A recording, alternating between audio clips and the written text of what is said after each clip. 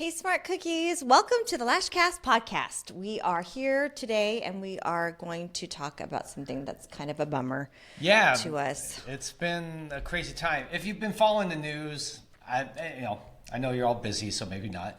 But Pasadena has been on fire for the last 24 hours. It's horrible. I'm laughing. I shouldn't be. It's literally people we love and care about have lost everything, like their homes, all their belongings.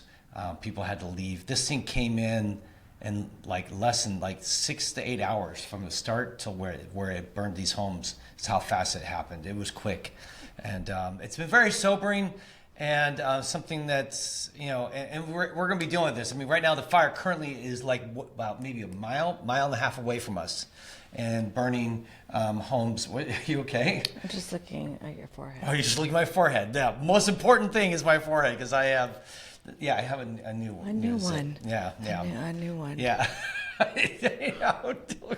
Dealing with the important stuff here. Anyhow, that said, we wanted to talk about really what's been flooding our minds these last couple hours. Because we didn't know about all these. We knew there was a fire, and last night there was 100-mile-an-hour up gust, and there was winds. And last night the kids called. Our son says, "I think we need to evacuate because I can see the fire from his apartment." And while he was calling, our daughter called and said, "Should we evacuate?" And so it was like. Yeah, we didn't take it as seriously because we've seen this before. There's been fires a lot of times near us. I mean, we're in LA. It's called fire season actually here. It is called fire season. So we're out of that fire season right now. This is not supposed to be. It's supposed to be really in around October-ish, November maybe latest. And so now here we are in January, and literally it looks like in LA right now they might think thousands of homes have been burnt down between 4 different fires currently going, and that's because it hasn't rained since basically last spring, I think. So it's very dry, high winds. The heat, it's been warm in the 70s and maybe low 80s. And all that combined creates a perfect storm for fire. So anyhow, these fires have started. Lots of homes have burned. People's lives have been drastically changed. And we're having clients canceling because I said my house burnt down. These clients are canceling because their house burnt down and they no longer have a home. Like that, their only priority right now is finding shelter and taking care of their family and being safe. Obviously, last is not that important as much as we wish it was. So a lot of people in our lives are affected. And in fact, our son-in-law's parents, their house was lost last night. They left their home at 3 a.m. And so anyhow, we thought we'd talk today about that. And what does that mean? Is we thought we'd talk about a few different things. Maybe just talk about what is most important in your life. Because if you were to lose that, where would you be? What would happen to you? What would you be feeling? Would you give up hope? Would you give up willing to live if you lost your home, if you lost your job, if you lost, like we did, we lost our business back in 2019. So horrible things can happen. And when those times come, it really tests who you are and what you believe and what you hope for. So we wanted to talk about that. And maybe we could start a little bit again about our journey in 2019, because this is where I felt like our faith was tested. Yeah. It was devastating because what I'd worked for 13 years was poof, gone. We even had to close up the salon, and we didn't get to keep any of the equipment or supplies or anything like that. Yeah, we had to sell everything because we had debts.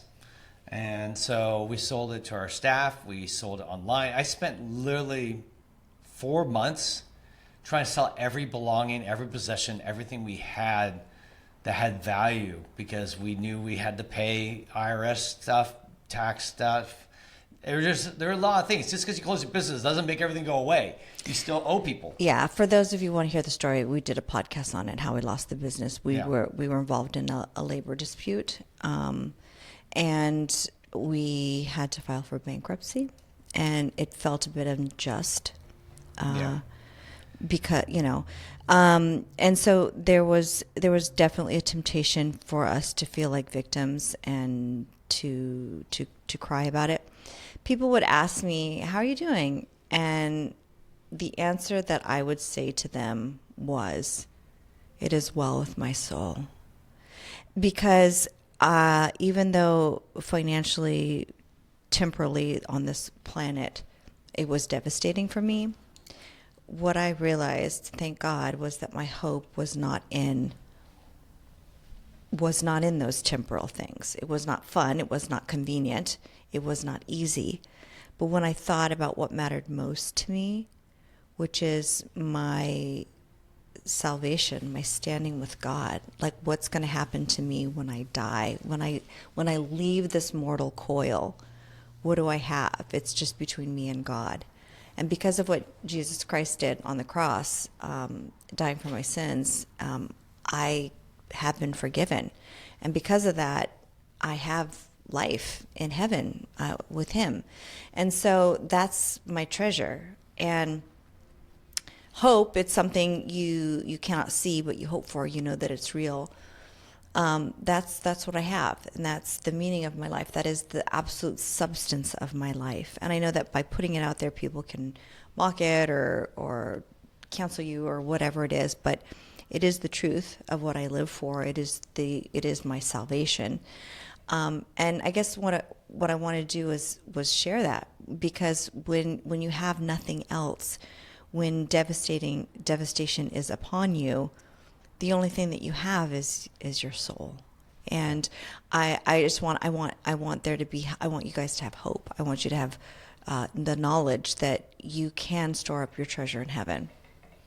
As Christians, and we've always shared what we're Christians. I think no one's like surprised. Oh wow, you're Christians? I thought you guys were, another religion. But we've always been open about it. But we haven't gone into a lot of detail about it in the past. And we feel like today, at least, we wanted to pull back the curtain a little bit and let you guys know a little bit more what drives us, what makes us tick. Because, losing everything really does make you wonder, like, what now? What do I do? What if my hope was in my bank account, or if my hope was in my business, and that was taken away from me? I'm left with nothing. I'm naked. I am bare. I have lost everything. Or what would happen if I lost my spouse? What happened if I lost the use of my legs or my eyes or my tongue? What if I was disfigured? What if I lost my children? Like, what if the worst thing that could happen to you happened? Or what if you lost your house? Right now, there are a lot of people dealing with that problem. In fact, very close family friends now are now dealing with that problem, and other people, clients of ours. I mean, honestly, it's devastating. I mean, the house where we just had Thanksgiving, where we celebrate Fiona's bridal shower and Christmas, all the china and the dishes and the traditions that they have, like their house, with all the Christmas tree and the ornaments and the games that we would play. And they had this was a house when it came to Christmas. Did like no one we know. Like inside. Outside it was pretty modest. It was a little bit, they didn't go over the top on the outside. But the inside, it was like a winter wonderland. There was so much Brian fun. had for 30 years been collecting snowman ornaments. And there was so one of the games is you go inside and you have to count as many snowmen as you can in the house. And there's over 200. And it's it's not tacky. It's so beautiful. In the kitchen, they had the village, and then they had these big jars of candy, glass, this big, full of all this candy. And it's just if you were a little kid, your eyes would be bugging out of your eyes.